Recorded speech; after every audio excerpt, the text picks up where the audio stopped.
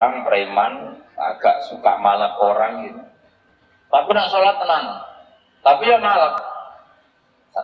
Jadi contohnya ya kayak usah takut. Ya fase ku macam-macam preman ono ngegeng delok wedok ono ndok dangdutan terus ono macam-macam. Tapi nak sholat khusyuk. Ada seorang wali yang mangkel itu gunanya apa kowe sholat wong ijek fase. Jawab orang tadi, sama siapa kalimatnya yang diceritakan Habib Zain. Ad'u lisulhi maudian. Saya tetap ingin ada alasan saya berdamai dengan Allah. Jadi aku nak pas maksiat itu kan hubungan saya dengan Allah kurang baik. Maka saya tetap akan menjaga satu dua perilaku saya yang saya menjaga perdamaian dengan Allah. Makanya agama ini proses. Sehingga fikih dakwah itu harus dihidupkan. Sekarang enggak orang langsung pakai fikul ahkam. Akhirnya umat ini melayu. Harusnya yang dimulai fikih dakwah. Jadi dulu Nabi berkali-kali kecewa ke umat itu, tapi Nabi ngempet karena prosesnya fikih dakwah. Nanti wonten tiyang niku nyuwun sewu, ijek dia penggawean maling. Soal Nabi kok di masyhur. Nabi mengatakan dia cungke sholat. Ada sahabat yang nyuwun sewu rontok usul dengan Nabi. Ya Rasulullah, dia punya penyakit sering maling. Kenapa tidak kamu larang supaya tidak maling? Nabi jawabnya ngeten. Saya nahahu ma yakul. Nah dek nengok sholat wis bener ditampa pangeran untuk mari-mari di. Itu termasuk yang diperkuat oleh ceritanya Habib Zain bin Semit dalam kitab Al-Manhajus Sawi. Ada orang preman agak suka malak orang gitu. Tapi nak sholat tenang. Tapi ya malak. Jadi contohnya ya kayak usah takut. Ya fase ku macam-macam preman ono ngegeng delok wedok ono ndok dangdutan terus ono macam-macam. Tapi nak sholat khusyuk. Ada seorang wali yang mangkel itu gunanya apa kowe sholat wong ijek fase. Jawab orang tadi, sama siapa kalimatnya yang diceritakan Habib Zain. Ad'u lisulhi maudian. Saya tetap ingin ada alasan saya berdamai dengan Allah. Jadi aku nak pas maksiat itu kan hubungan saya dengan Allah kurang baik.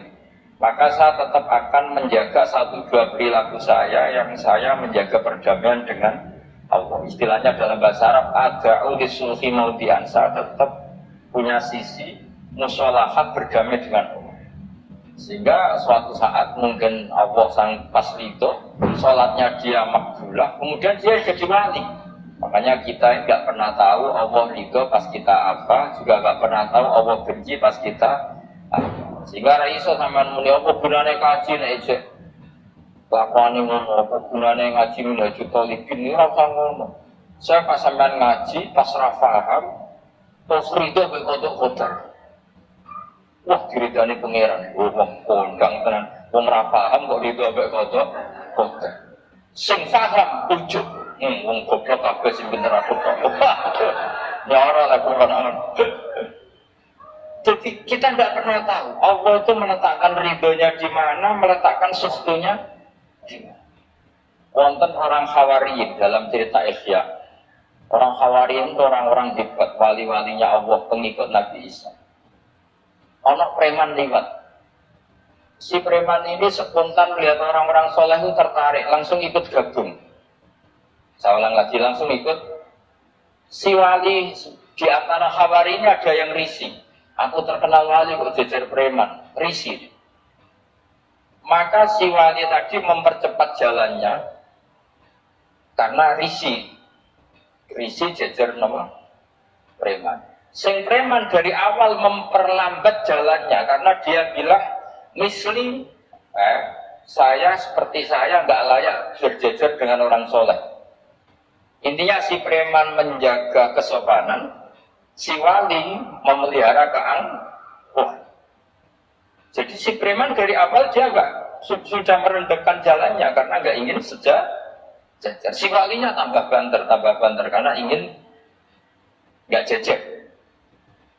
Allah saat itu juga menfirmankan ke Nabi Isa karena masih zaman nubuah, Isa Liyas ta'nifa al-amala. Dua orang ini memulai amal dari nol. Wali ini tak hapus semua amalnya, preman ini tak hapus semua dosanya. Semuanya nol-nol. Yang satu untuk barokahnya adab, yang satu untuk afatnya ujub. Jadi malah jadi kiai kulo yo repot, nak ketemu fasik yo repot. Apa kancanan kok jamu sampean rontok garis keras ngene. Gus kok kancanan wong fasik. Apa ra kancanan itu nang ujub. Mulane kula ora jelas sih perkara niku tak dudono. Kenapa fokus bab sikap ora jelas? Ya bawaane wong alim ora jelas, kita kok gandane angel. Berarti bawaane wong alim ora jelas. Tapi ora jelas sih mau karena apa kancanan wong fasik. Engko kancanan wong fasik kok dadi syariat ya tidak mungkin. Sok suci ya ora. Makanya didawakan Allah laisa laka minal amri syai'un au yatuba alaihim au bah. Jadi wong fasik potensi ini disepuro pangeran, tapi yo potensi disiksa pangeran. Nah, kalau potensi disepuro kita oleh ngancani, nah kalau potensi disiksa kita ora oleh. Masalahnya kita tidak tahu. Ya, masalahnya kita tidak. Coba begini cerita-cerita wali. Wong sowan Sunan Bonang itu gawa gula salam templek ra mesti dadi wali. Kali Joko sing kenale lewat begal dadi wali. Kali Joko kenal Sunan Bonang pertama itu mergo napa? Begal. Kenalane wae lewat. Tapi malah dadi Suraka kenal Nabi ku perkara ape baca, mergo dhekne ono sayembara sing iso nyekel Muhammad, ya tentu dijangkar wong sing ngomong wong kafir, sing iso nyekel Muhammad. Lan dadi kiai iku bingung. Nak nyeritakno tarikh kok nyebut Rasulullah kan gak mungkin wong kafir kok gawe sayembara sing nyekel Rasulullah sallallahu alaihi wasallam dikei hadiah.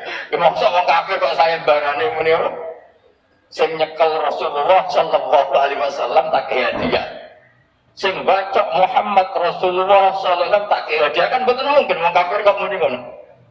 Sing kiai sing bingung sing nyritakno kiai aku sing nyekel Muhammad tak kei dhuwit.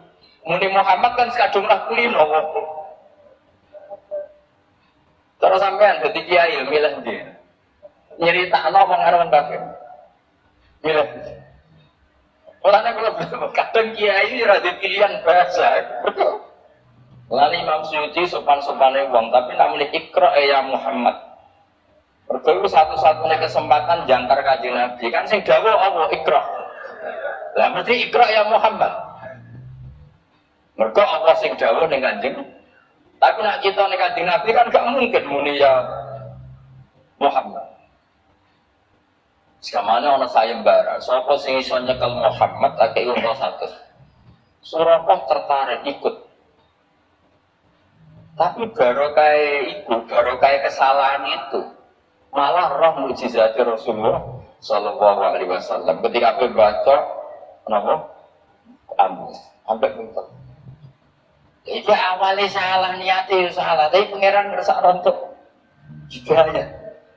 Barokah salah itu roh mukjizat Rasulullah sallallahu alaihi wasallam. Ini serang, dunia itu serang.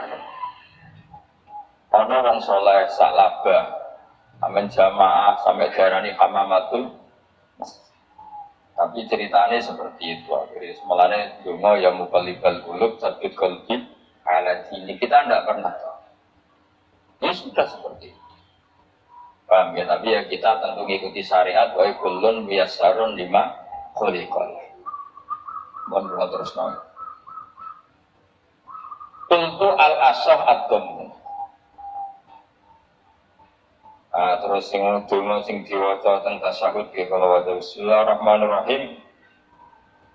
Qultu ala sara anna Muhammad Rasulullah sabata fi muslim wa ala baqal salat ala nabi sallallahu alaihi wasallam Allahumma shalli ala Muhammad wa ali wa ziyadah ila hamidum majid tumeka maring hamidum majid. Berarti kata kita nama Allahumma shalli ala sayyidina Muhammad wa ala ali sayyidina Muhammad kama shallaita ala sayyidina Ibrahim wa ala ali sayyidina Ibrahim sampai fil alamina innaka hamidum majid. Ini sebagai penutup, kalau pada cerita, kalau pada kitab namanya Hasyiatut Turmusi. Hasyiatut Tarmasi atau Turmusi ini karangannya Syekh Mahfud Termas. Beliau adalah murid saya Abi Bakar apa? Syato Sohibul Li'ana. Terus guru dari Basim Asyari. Beliau teman dekatnya Habib, mbahnya Habib Anis.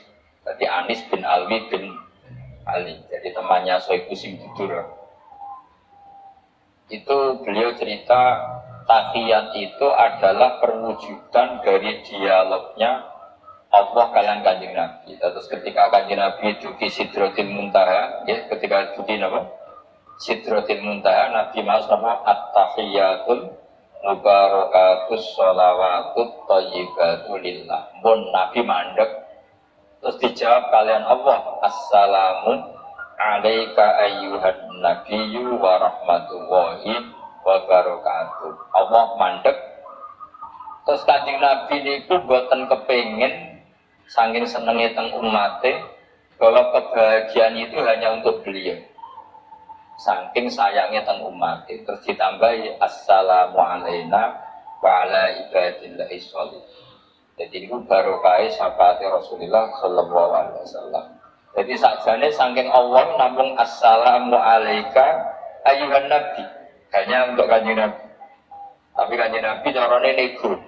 Ampun nek Gusti niki umat kula wong kudus kathah gitu.